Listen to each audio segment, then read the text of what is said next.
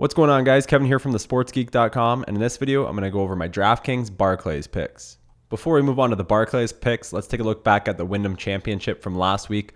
So last week I didn't do a video here on YouTube, but I did email out 4 picks to my email list. So if you're not on the email list, just click on that link that says lineup tool in the YouTube description.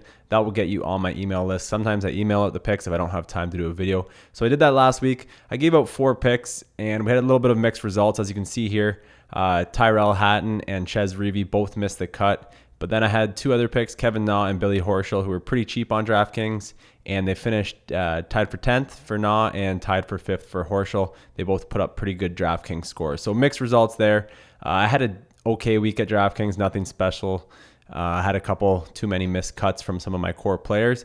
But if you see the screenshots below there, I did tweet out some long shot bets. And one of the 4 bets that I tweeted out was Siwoo Kim at 150 to 1. So I tweeted that out on Wednesday night, I believe it was. And then you can see there on the right, my winning ticket with Siwoo Kim cashing for us. I think he won by 4 strokes yesterday. 150 to 1, huge payday for me. So that was pretty exciting. So although I didn't do great on DraftKings, I did have a big night with the sports betting. And this week, I hope to have a big DraftKings week to pad my bankroll for the NFL season coming up. So this week, we've got the Barclays, and this is the first event in the FedEx Cup playoffs. So the top 125 in the FedEx Cup standings make up the field. A few of those guys will be missing out, either due to injury, just resting, or playing on the European Tour. But the top 125 were invited, and then next week, top 100 in the FedEx Cup standings will move on to the next event. So these guys are playing for quite a bit. The FedEx Cup Playoff Championship wins a lot of money, so these guys want to make it on. They want to advance, and they want to get in that top 100 to at least get to next week and then continue to advance each week. So it's going to be exciting golf. It's being played at the Bethpage State Park Black course. The PGA Tour was last played at this course in 2012, and that was also in the FedEx Cup playoffs. It was also played in the U.S. Open in, I believe it was 2009 and 2002, but the course played quite a bit harder then, a little bit different. So I won't be looking too much at that, but I will be looking a little bit at the 2012 results. So this course is a 7,468-yard par 71.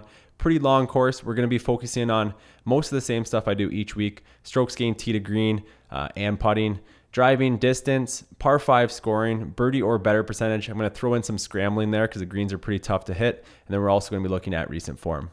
All right, so for this video, I've got 4 sleeper picks for the Barclays, and sleeper picks are just defined by me as low-priced golfers at DraftKings. I don't really know who's going to be a sleeper yet. I kind of get a feel for that as we get closer to Thursday to see who everyone is talking about. But right now, it's only Monday, so I'm just going to go with some low-priced golfers here. First up, we got Lucas Glover at 6,600. He won the 2009 U.S. Open, which was played at this course. So he's got good course history. He nearly shot a 59 this past week on Friday. Just missed the birdie putt, and then he actually ended up missing a short par putt to shoot 61, but almost shot a 59. Had a little bit of a rough Saturday, but bounced back nicely on Sunday, finishing 10 under and 22nd. He has missed some time recently with an injury, but his recent finishes have been pretty solid. 22nd, 29th, miscut, 33rd miscut over his last 5 tournaments. So some miscuts mixed in there, but when he does make the cut, he has finished pretty well. And I think he has a game for this course. If you look at his stats, ranks 30th in strokes gained tee to green, 22nd in par 5 scoring, 30th in birdie or better percentage, and 37th in driving distance. Lucas Glover, 6,600, will definitely be in some of my lineups this week. Next up here, we got Ryan Palmer at 5,900. He finished tied for 24th here at this course in 2009 for the FedEx Cup playoffs. He's been playing some average golf at best lately, finishing 42nd, 43rd, 30th, miscut, and 68th. But for 5,900, he's definitely playing better than that price, in my opinion. 5 tournaments ago, he was priced at 10,800 at DraftKings. So you just see the drop there. I don't think his play has been that bad that he's needed to drop down to 5,900, although it is a bit of a stronger field than when he was 10,800. I still don't think it should drop that much. His stats are pretty good for this course: 50th in strokes gained tee to green, 4th in par 5 scoring, 12th in birdie or better percentage, and 11th in driving distance.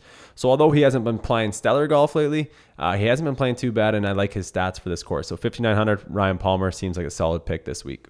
Dropping down even a bit further, we got Roberto Castro at 5,700. He also finished tied for 24th here in 2009, so he has some good course history. His recent finishes have been 20th this past week, 66th, 65th, 11th, and 62nd, and he hasn't missed a cut in his last 10 tournaments played, so his recent form is great. And if you look at his stats, they're also pretty good. Nothing outstanding, but above average across a lot of the stat categories I'm looking at. He ranks 29th in strokes gained tee to green, 33rd in par 5 scoring, 58th in birdie or better percentage, and 60th in scrambling. So at 5,700, he's going to allow you to spend up on a higher price golfer. So I really like Roberto Castro again this week. And then here's a sleeper pick that depends on if he's healthy or not. Charles Howell III at 6,500. He hasn't played in about 2 months due to an injury, so you got to make sure he's playing this week before you roster him. It's Monday. I haven't really heard anything about him. I'm hoping he comes back for this tournament. Seems like he's going to be a good fit for this course. His recent finishes before the injury were 75th, 26th, 48th, 4th, and a miscut. He's a bit of a flyer because we don't know what type of form he'll be in, but his stats this year have been very solid. He had a very solid start to the season.